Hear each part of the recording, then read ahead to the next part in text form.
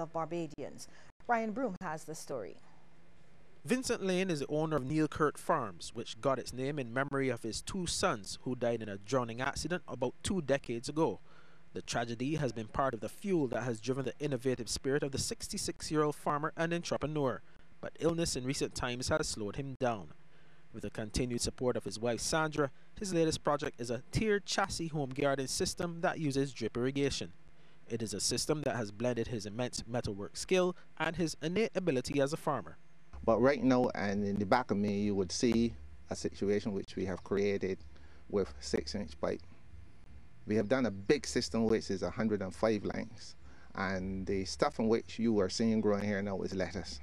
Like I said earlier, because of sickness, we can plant up the whole thing. But because of the phenomenal success that you can see, this is why we bring you, and we are encouraging people that they can come and look. If my wife, who don't know anything about it, can do this, I just do the engineering, the mechanical part of it.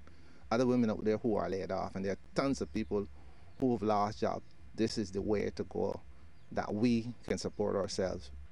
Mr. Lane says they managed to grow 700 heads of lettuce in about 4 weeks using the system, which utilizes chemical-free manure that is bagged and sold at the Farm Road St. Philip location.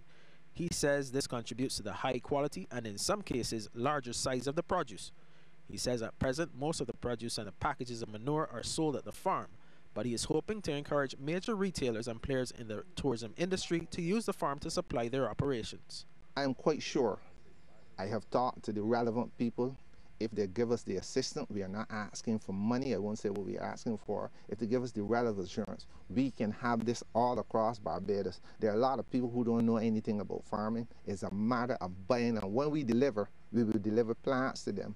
And I would actually walk them through growing. Once they walk them through, I can do something, multiplication 2, which I plant 2 times with them, and then they can go on their own. Mr. Lane, whose voice is also well known from local call-in programs, says in order to do that adequately and on a broader scale, he just needs some support from the powers that be. Give us part of the chances that you are giving the big people. There are big people out there who are getting chances. Me, Vincent Lane, I just need a chance. I don't need money. All I need is an opportunity. Give me a part of the opportunity. Ryan Broom, CBC News. Ryan, thanks.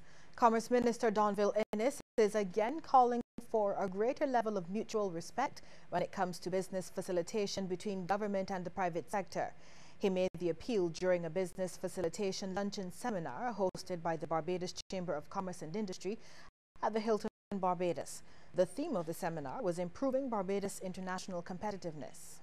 All that the private sector is asking of government is where government's policies and programs and actions are necessary for businesses to operate, that we do what we have to do in the most efficient and cost-effective manner. The opposite side, of course, is facilitation, is frustration. Because if we don't facilitate you, then we will frustrate you.